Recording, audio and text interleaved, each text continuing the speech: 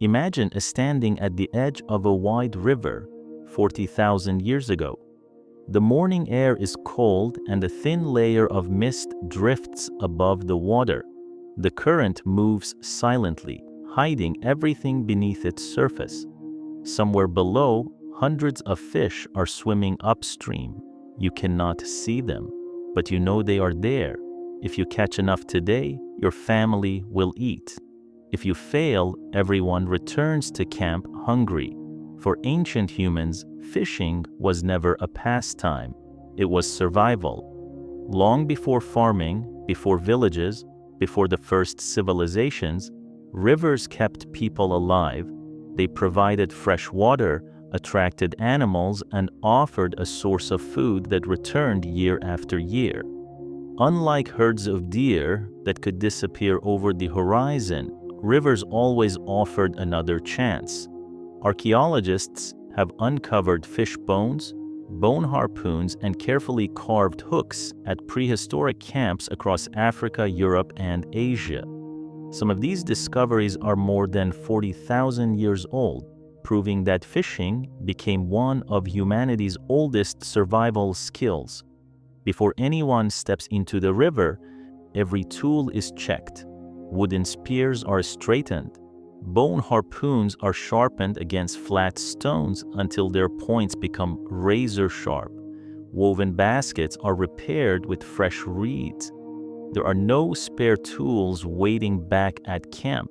If something breaks today, replacing it may take days of work. Every spear, every harpoon, and every basket represents hours of patience and experience. Around you, the tribe is already busy. Some people gather branches to repair fish traps built along the riverbank.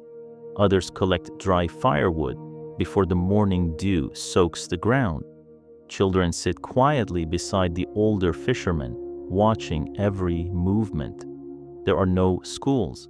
Nature is the only teacher, and every lesson can mean the difference between life and death. The river feeds those who understand it and punishes those who do not. One careless step can send ripples across the surface. One loud splash can scare away an entire school of fish. One mistake can leave the tribe without food. That is why nobody speaks. As the first rays of sunlight break through the mist, the oldest fisherman slowly raises his hand. Everyone freezes. The day has begun. Before anyone moves, every pair of eyes searches the water. At first, the river appears empty, but an experienced fisherman never looks at the surface. He watches the current. Tiny ripples, shadows beneath the reeds, small insects landing on the water. Every detail tells a story. Ancient humans learned that fish followed patterns just like animals on land. They gathered near fallen trees, rested behind large rocks, and searched for insects where the current slowed. Understanding the river became just as important as understanding the forest. Slowly, the hunters spread out along the bank.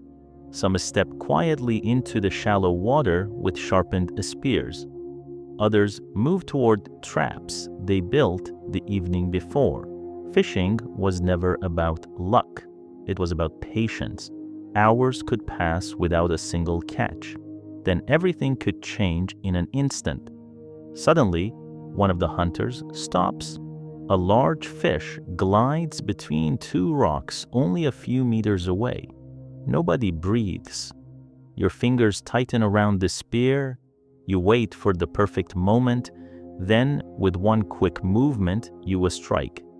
The spear cuts through the water, but the fish vanishes before it reaches its target. The river becomes calm again. You missed. Nobody is surprised. Every experienced fisherman has missed hundreds of times. The difference between survival and starvation is not perfection. It is persistence. A few moments later, another hunter steps forward. He waits longer. He watches the movement of the current instead of the fish itself. Then he throws. The spear strikes true. Water erupts in every direction as the fish fights desperately to escape. Two others rush forward before it can break free. Within seconds, the tribe has its first catch of the day. It is only one fish, but everyone smiles. One successful catch means food. Two or three means security. And on a good day, the river can feed the entire tribe. One fish may not seem important today, but 40,000 years ago it could keep an entire family alive. Fish provided protein, healthy fats, and valuable calories when hunting failed. Modern scientists believe that regular access to fish rich in omega-3 fatty acids may have supported the development of the human brain, giving some prehistoric communities an important advantage. Yet spears were only one way to catch fish. Ancient humans were remarkably inventive. Along narrow streams, they stacked stones into low walls that guided fish into shallow pools where escape became almost impossible. In quieter water, they placed woven basket traps beneath the surface and returned hours later to find them full. Some tribes stretched simple nets made from twisted plant fibers across small channels, while others caught fish by hand during seasonal migrations, when rivers became crowded with spawning fish. Long before calendars existed, people learned to read nature itself. The return of migrating birds, the melting of mountain snow, and even the flowering of certain plants told them the fish would soon arrive. That knowledge was passed from one generation to the next. Children learned by watching their parents. Parents learned from their elders. Every successful season added another lesson. Fishing was never a job for one person. While some hunted in the water, others repaired traps, carried baskets, or stood watch for danger. Deep rivers could hide powerful currents. In some regions, crocodiles waded beneath the surface almost without moving. Even a successful day could turn deadly in seconds. But working together gave the tribe its greatest advantage. Alone, survival was uncertain. Together, they turned rivers into one of the most reliable sources of food the ancient world could offer. Once enough fish had been caught, the tribe began the journey back to camp. But the work was far from over. Fresh fish could spoil within hours, especially on warm days. Every catch had to be cleaned immediately. Sharp stone blades sliced through scales with remarkable precision. Nothing was wasted. The meat fed the tribe. Bones became fish hooks, needles, and small tools. Even the skin could be dried and used.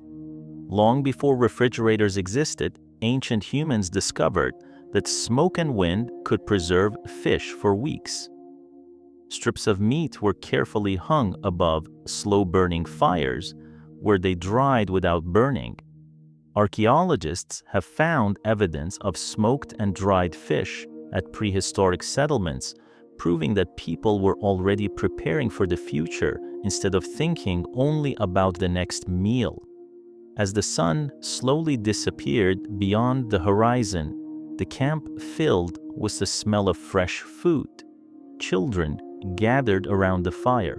The oldest members of the tribe quietly smiled as everyone received a share of the day's catch. Tonight, nobody would go to sleep hungry, but everyone understood the same truth. Tomorrow, the river would test them again.